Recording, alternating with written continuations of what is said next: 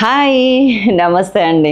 Welcome to Saila's kitchen, సైలక్క show. ఈరోజు నేను దోసకాయ బజ్జీ అని చూపిస్తాను. చాలా చాలా టేస్టీగా ఉంటుంది. దోసకాయలు ఉంటే చాలు, మనకి పొట్టు కూడా తీసే పని లేదు. పని చూడటానికి ఏదో ఇలా అనిపిస్తుంది కానీ చేస్తుంటే చాలా చాలా ఈజీగా వెళ్ళిపోతుంది. చూసేద్దామా మరి? అద్భుతంగా ఉంటుంది రెసిపీ అయితే. కానీ ఇక్కడ ఇంకొక విషయం చెప్పాలి ఏంటంటే కనుక, ఇది పక్కా ఊరు స్టైల్ అనమాట. అంటే ఇవాళ రేపు వాళ్ళకి తెలీదు, నాకంటే పెద్దవాళ్ళకి, నా ఏజ్ ఉన్న వాళ్ళకి బాగా తెలిసింది.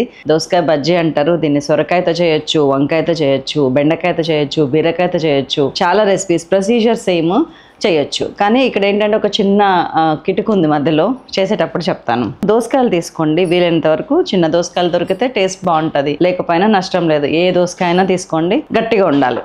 ఇంకోండి ఇట్లా రాళ్ళు. నేనేమంటాను చెప్పిన, ఎవరైనా దోసకాయలు తినడానికి పంపించేటప్పుడు కొడితే బొక్క పడాలి, అంత గట్టిగా ఉండాలని చెప్తాను. అంటే నా ఉద్దేశం ఏంటంటే అసలు కొంచెం కూడా వాళ్ళకి ఆ రిస్క్ ఉండొద్దని. లేకపోతే దోసకాయ ఇట్లా ఒత్తినప్పుడు తల మీద ఇట్లా ఒత్తి చూసుకో, ఇక్కడ ఎంత గట్టిగా ఉంది, ఇక్కడ అంత గట్టిగా ఉండాలంటాను, చెప్పడం అనమాట తీసుకొచ్చే వాళ్ళకి. సో చూసుకొని తెచ్చుకోండి గట్టి దోసకాయలు చాలు ప్రస్తుతానికి.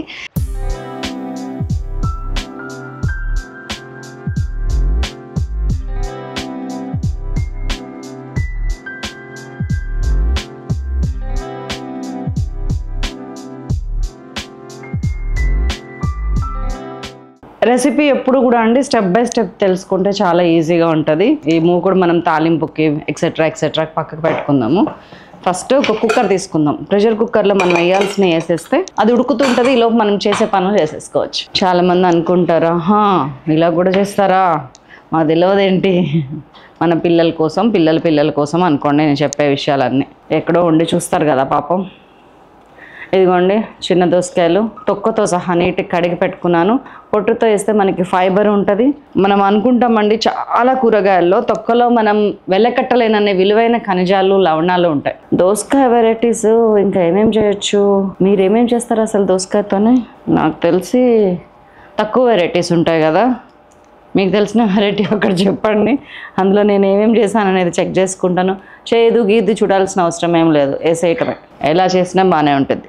ఇది అటు పచ్చడి కాదు, ఇటు కూర కాదు టైప్. ఇది కొంచెం పెద్దగా ఉన్నదాన్ని చిన్న ముక్కలు కట్ చేస్తున్నాం. మా పిల్లలు అంటారు, కోసేటప్పుడు ఏదైనా పని చేసేటప్పుడు మూతి ఇలా ఎందుకు పెడతా అని. చాలామందికి ఆ మ్యానరిజమ్స్ ఉంటాయి, రాసేటప్పుడు, నడిచేటప్పుడు, బాడీ లాంగ్వేజ్. నేను ఉమ్మంటానంట, ఇలా చెప్తుంటే రాదు, అనుకోకుండా ఉంటే చూసినప్పుడు వస్తుంది. చాలు. 1/4 కిలో దోసకాయలు, ఒక మీడియం సైజ్ టమాటాలు 2, అండ్ పెద్ద ఆనియన్ అయితే 1, చిన్న ఉల్లిపాయలు అయితే 2, అండ్ మీరు ఎంత కారం తింటారో అన్ని పచ్చిమిరపకాయలు. ఇవ్వండి, నేను కొంచెం కారం తింటాను అందుకని పచ్చిమిరపకాయలు. ఇందులో పచ్చికారమే, ఎండు కారం లేదు. నేను ఒక 12 అట్లా వేసాను పచ్చిమిర్చి. కొద్దిగా పసుపు వేసేస్తున్నాను, కొంచెం ఉప్పు వేస్తున్నాను, ఒక 1/2 టీ స్పూన్ నీళ్ళు పోసేస్తున్నాను. నాకు తెలిసి ఈ పర్టికులర్ రెసిపీ యూట్యూబ్లో ఉండదు, షూర్.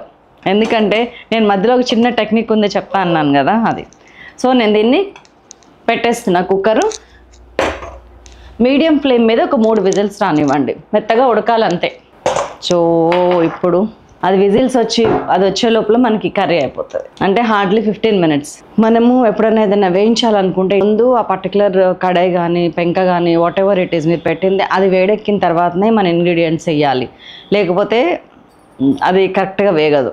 చక్కగా ఈ పెంక వేడెక్కనివ్వండి. నేను ఇప్పుడు ఒక 1.5 టేబుల్ స్పూన్ పల్లీలు తీసుకున్నాను, 1.5 టేబుల్ స్పూన్ నువ్వులు తీసుకున్నాను. అండ్ ఈ చింతపండు చూసారు ఎంత కొంచెం ఉందో.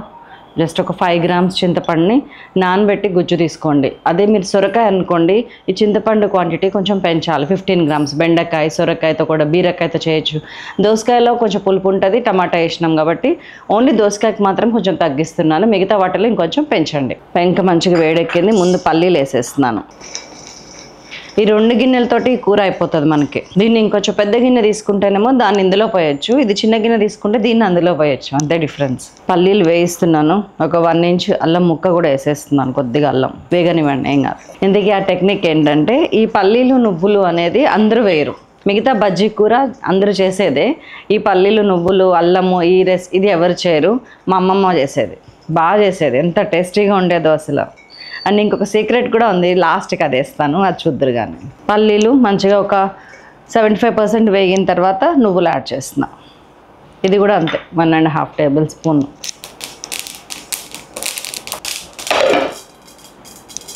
దానిలోనే కొట్టుకొని దానిలోనే పడతాయి. కట్టేసి నాకు తీస్తా. సో చాలు, తీసేయచ్చు, దించేయచ్చు. ఇదిగోండి, దీన్ని మిక్సీ వేసుకొని వస్తా. మంచిగా నీళ్లు పోసి పేస్ట్ లాగా చేయండి. Whistle number 1. ఇప్పుడు ఆయిల్ తీసుకోండి, ఒక 2 టేబుల్ స్పూన్స్. కొంచెం ఆయిల్ ఉంటే బాగుంటుంది. అంత కర్రీ కదండి. బజ్జీ అంటే నిజానికి పచ్చడి వెరైటీ, పచ్చడి టైప్ అని అర్థం. నూనె కాగింది, మనం పోపు గింజలు వేసేసుకుందాం. జీలకర్ర, మెంతులు హాఫ్ టీ స్పూను, ఆవాలు 1/2 టీ స్పూను, ఇంగువ ఒక 1/4 టీ స్పూను, ఎండుమిర్చి 2, కరివేపాకు కొద్దిగా. అండ్ ఇప్పుడు మనం గ్రైండ్ చేసుకున్నాం కదా పల్లీలు, నువ్వులు, అల్లం పేస్ట్ వేసేస్తున్నాం. కుక్కర్ 3 విజిల్స్ వచ్చేసింది. సిమ్లో 3, ఆల్మోస్ట్ తక్కువ ఫ్లేమ్లో 3 విజిల్స్ ఈజ్ ఎనఫ్. ఎక్కువ ఫ్లేమ్ అయితే 4-5 రానివ్వండి. అది కట్టేశాను. సో అది విజిల్ వచ్చే లోపల మనది ఇది అయిపోవాలి. అప్పుడే మనం టార్గెట్ కంప్లీట్ చేసినట్టు.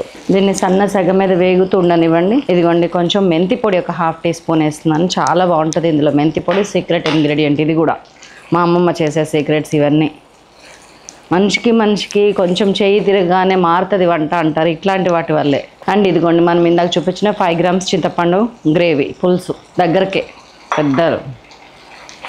అండ్ ఇందులో వేయాల్సిన ఇంకో సీక్రెట్ ఇంగ్రీడియంట్ ఉంది, బెల్లం. ఒక్క చిన్న నిమ్మకాయ సైజ్ బెల్లం. ఇది ఎవ్వరికీ తెలియదు, తీయగా ఉండదు అసలు, కానీ సటిల్గా కమ్మదనం ఉంటుంది. మీరు ఏది లేనప్పుడు అవి ఏం పక్కకు పెట్టేసేయండి. ఇందులో కొంచెం ఉప్పు, కారం, కొద్దిగా పసుపు వేసి దీన్ని ఇలా తింటే కూడా చాలా బాగుంటుంది. కూరగాయలు ఏం లేనప్పుడు ఉప్పు, పసుపు, కారం యాడ్ చేయాలి దీనిలో, అంతే. భలే ఉంటుంది అసలు. సిమ్లో పెట్టాను, మూత పెట్టేస్తాను. కొంచెం దాన్ని ఒక 2-3 మినిట్స్ ఆ విజిల్ వచ్చేదాకా మనకు టైం ఉంది కదా, ఉడకనివ్వాలి. వస్తుందా అది చూడనా? రాదు ఇప్పుడే, ఇంకా ఉంది. Hour challenge is on and I'm winnowing. ఇదిగోండి, ఆయిల్ పైకి వచ్చింది చూసారా? 2 మినిట్స్ అంతే. ఇట్లా ఆయిల్ పైకి వచ్చినాక మనకి చింతపండు కూడా గుమ వస్తుంది వాసన, మనం పులిహోర తాలింపులు వేసినట్టు. దీనిలో ఉప్పు, పసుపు, కారం యాడ్ చేసి దీన్ని పెట్టుకొని తినండి. చెప్తుంటేనే నోరు ఊరిపోతుంది నాకు. ఇప్పుడు ఇంకా మనం కట్టేస్తున్నాం అనగా, ఇందాక ఉల్లిపాయలు కట్ చేసి పెట్టుకున్నాం కదా, అందులో పచ్చుల్లిపాయలు కొంచెం తీసి పెట్టుకొని ఇందులో వేయండి, యాడ్ చేయండి. మిగతా ఉప్పు ఉంది కదా, మనం 1/2 స్పూన్ వేసినాం ఇందులో ఇంకొక 1.5 దగ్గర అది కూడా యాడ్ చేసేస్తున్నాం. అండ్ మన కొత్తిమీరమ్మ,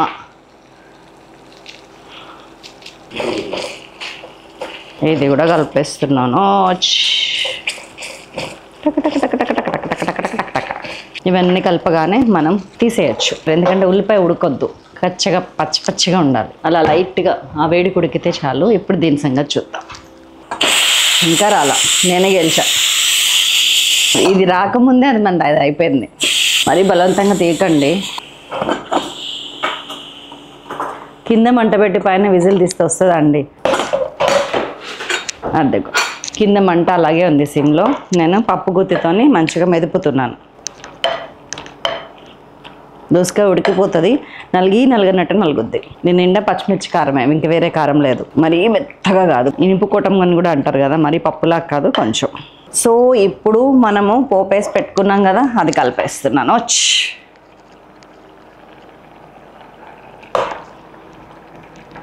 అద్భుతమైన దోసకాయ బజ్జీ ఇంకొక నిమిషంలో రెడీ అయిపోతుంది.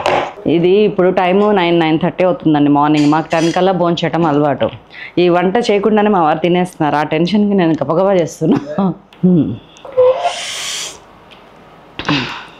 మీకు చెప్పకుండా వడ్డిచ్చేసి వచ్చేసా. సో ఇదన్నమాట.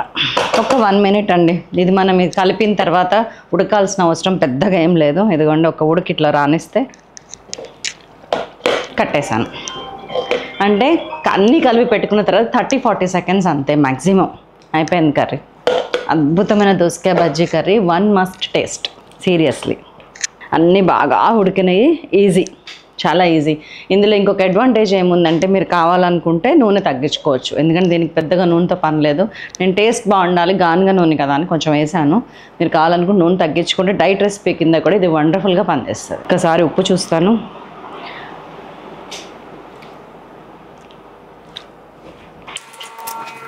Now this is ready. వడ్డించుకొని తినేద్దామా? గిన్నెలోకి తీసి పెట్టుకుంటే ఇట్లా అయిపోతుంది సాయంత్రం కల్లా.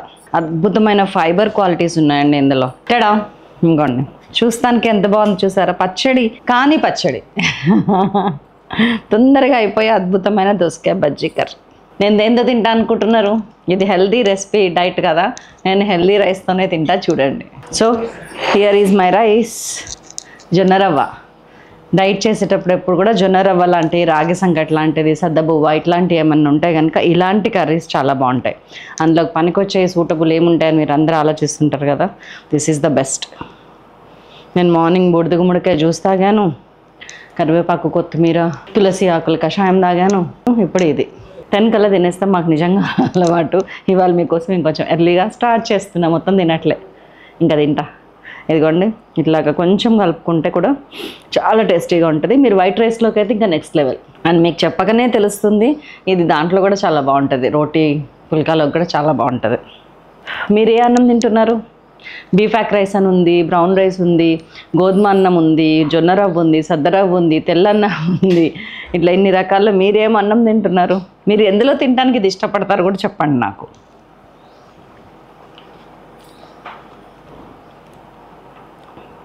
సూపర్ ఉందండి. అసలు ఏంటండి ఈ టేస్ట్?